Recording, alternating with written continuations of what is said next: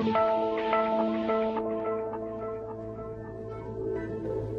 Congo, 2.3 million square kilometers of natural beauty.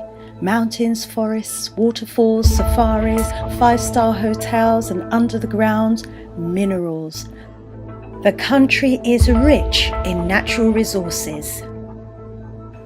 But tragically, in Eastern Congo, the same parts full of minerals, people are being massacred and women are being raped to drive the population off their land for those minerals.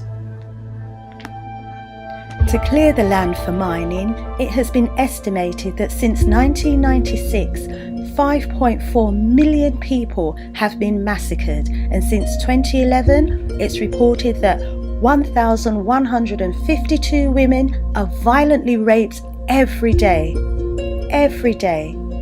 and many have had their private parts slashed as a weapon against reproduction. An event was held in Brixton, London, organised by Friends of the Congo in partnership with Adinkra Arts, who are seeking to raise global awareness of what's been happening in the Congo and solutions for lasting peace and development. Various keynote speakers addressed the audience. In this DVD, we hear from Esther Stanford-Xosei, who delivered a powerful speech about the atrocities in the Congo, reparations and human rights.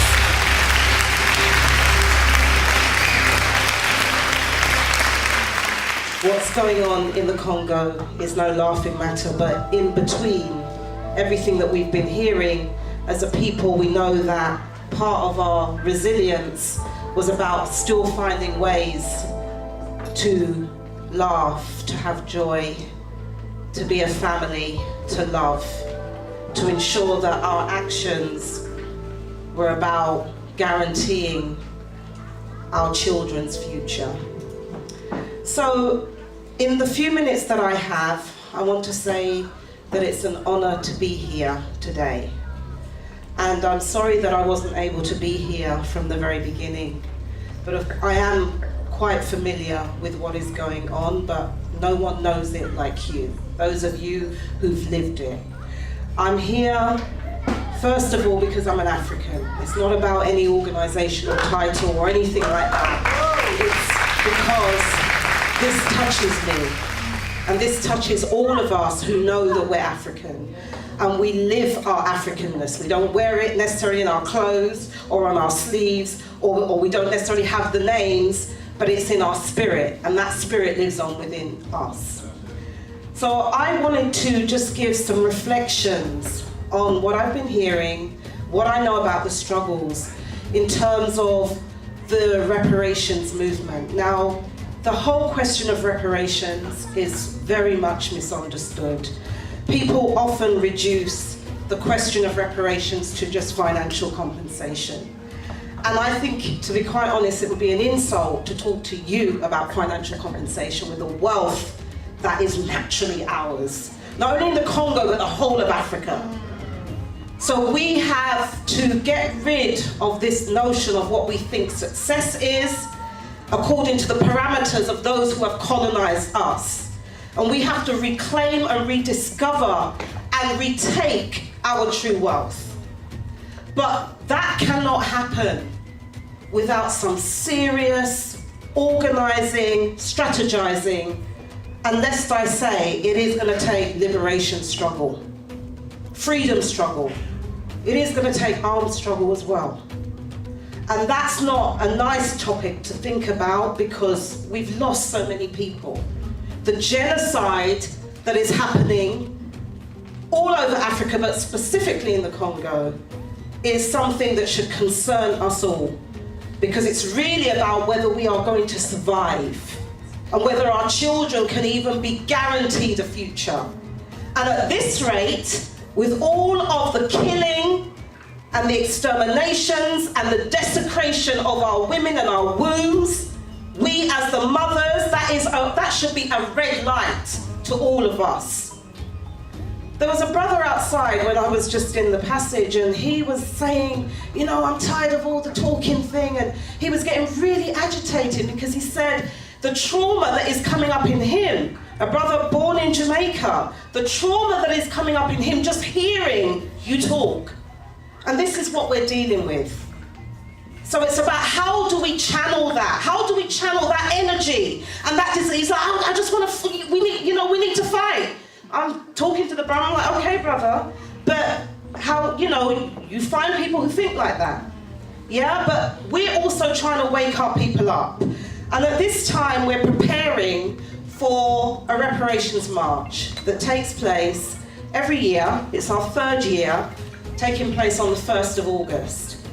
And we have a mantra that is stop the MAANGAMIZI.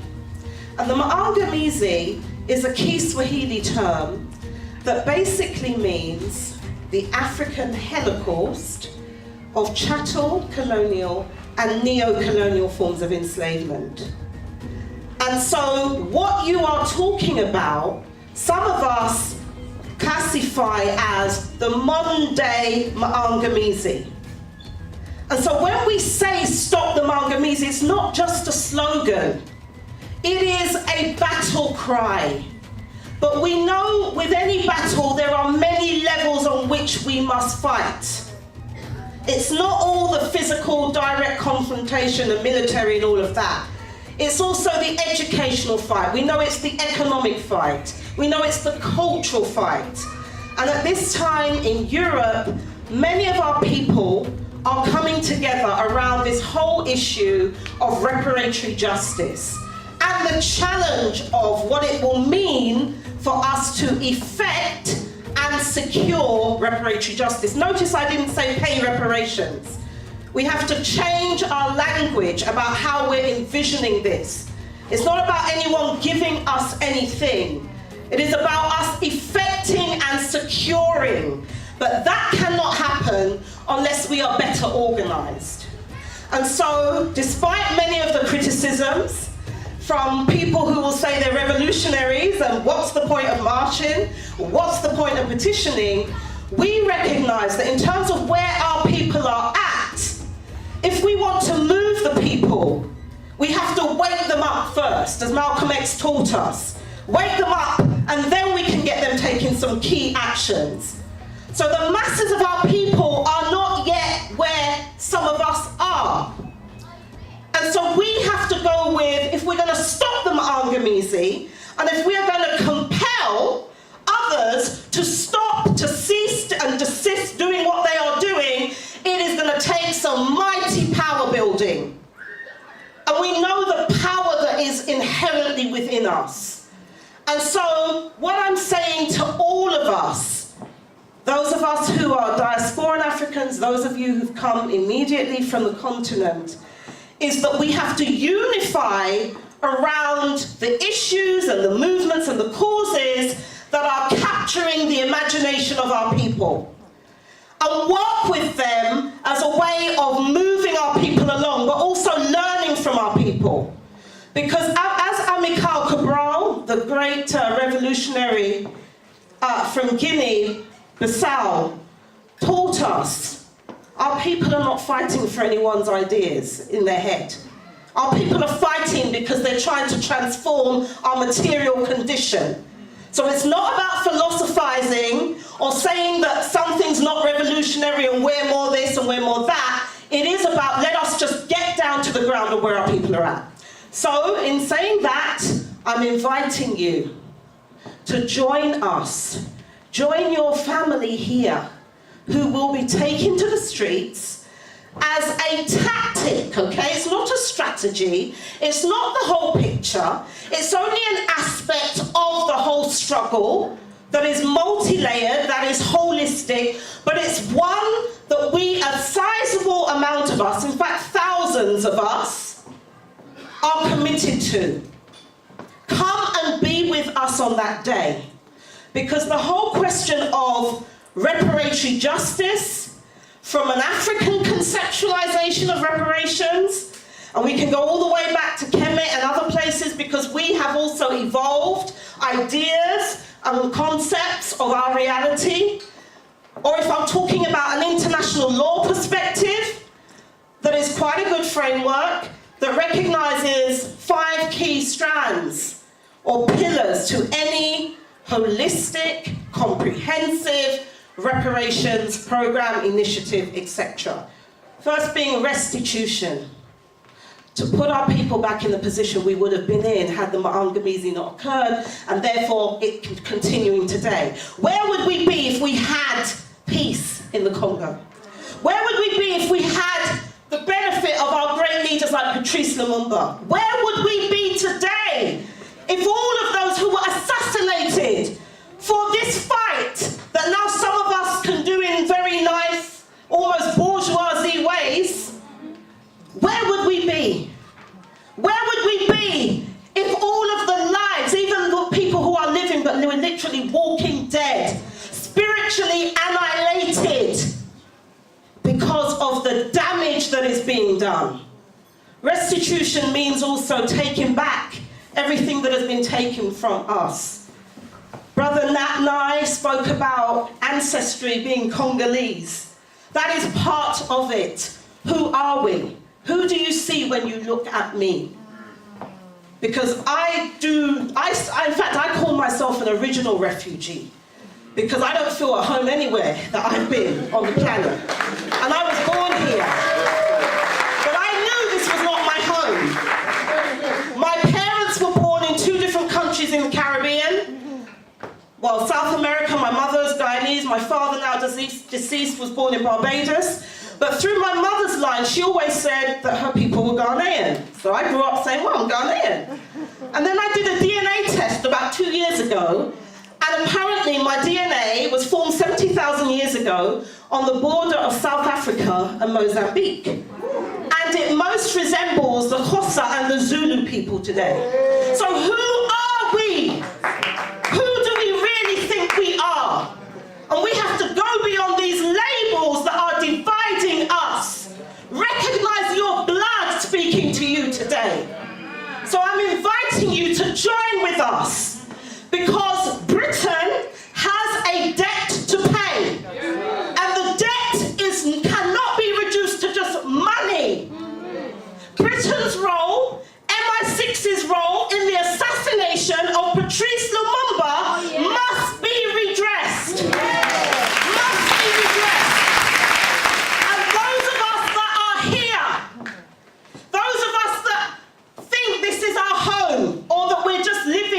Passing through, we have to challenge the British state for its crimes against our people, not only in the present but all the way back. But we need you to help us do that. We need the history. We need to know exactly what happened. We need that because that is evidence. And some of us are working. When I talk about a case, I don't mean in a European court. I mean our people's global case. There's no court in the world that is currently in operation that can adjudicate our reparations claims. Let me make that very clear. But we still have to be doing that research and sharing it so that we all know our story. And then we have to ensure that we hold these people, these governments, European multinational corporations, European private military contractor firms to account. And that is about, under international law, I said there are 5 key pillars. That's pillar 4, satisfaction. Satisfaction includes prosecutions. It includes many things like that. The second one is compensation, which is not just about money, but it's about what is the value of the harm to our dignity and our personhood. What is the value of the fact that no matter who we were, people are going to just judge us on the basis of how we look? Reputational damage. So we can go to Iceland and people will judge us as being less than. That is the harm. The magnitude, there has been nothing on this planet like it. Third one is rehabilitation. That is key because we're damaged people. We are damaged people. And we survive, and we struggle, and we raise our children, and we try and have relationships, but we are still damaged people. So we need family building, we need relationship building, we need internal community cohesion amongst us, those that stayed and those that left and were forcibly kidnapped. Psychotherapeutic interventions. And everyone that's known, that's worked with rape survivors, know that is a lifetime thing. That needs to be resourced. Okay? And we need to fight for that, as we're also fighting to actually physically take back our lands. The final one, the final strand, which for me is the most important, are guarantees of non-repetition. How do we ensure that this MAANGAMIZI that is happening in the Congo and other places in Africa, and everywhere, in fact, where we are as Africans in the diaspora, how do we ensure that it stopped? So when our ancestors went into chattel enslavement, they didn't just say, oh, freedom means just taking off the chains. They wanted an end to the system that made it possible that they could be enslaved. We have to ensure that whatever we're doing, it ends up resulting in system change. It's a huge task. We don't have time to be comfortable. But let us all do what we can. So join us. Please bring placards with visual representations of our freedom fighters, those that who've passed, but more importantly, those who remain. Many of us as Africans in the diaspora do not know the continuum of the struggle. And that is an internal critique I would make. We're quite happy to talk about Egypt and lovely culture and everything, but we struggle to connect with you all, our brothers and sisters who are living right here. So if we're going to be in the Master's house, let us organize.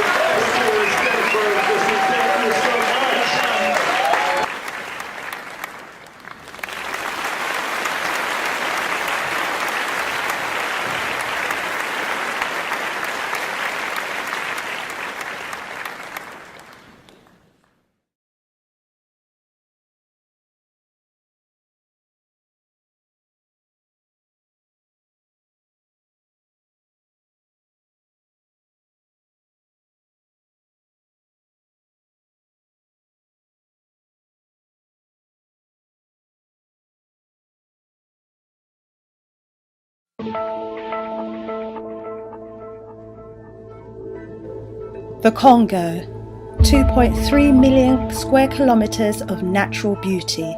Mountains, forests, waterfalls, safaris, five-star hotels and under the ground, minerals. The country is rich in natural resources. But tragically, in Eastern Congo, the same parts full of minerals, people are being massacred and women are being raped to drive the population. Honour to be here today. And I'm sorry that I wasn't able to be here from the very beginning.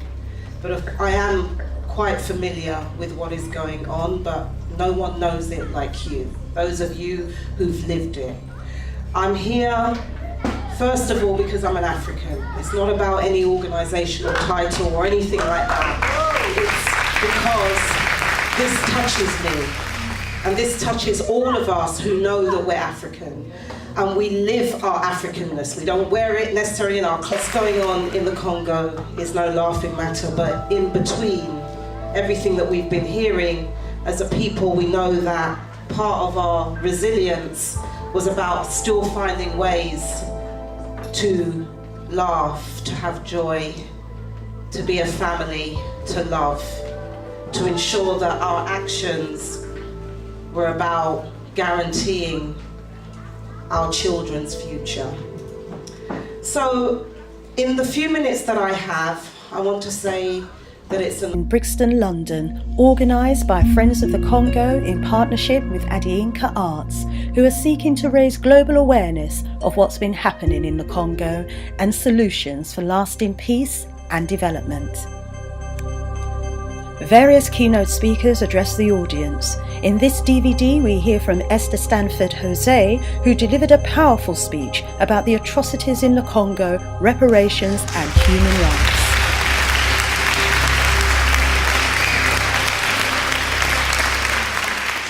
Off their land for those minerals. To clear the land for mining, it has been estimated that since 1996, 5.4 million people have been massacred, and since 2011, it's reported that 1,152 women are violently raped every day, and many have had their private parts slashed as a weapon against reproduction. An event was held in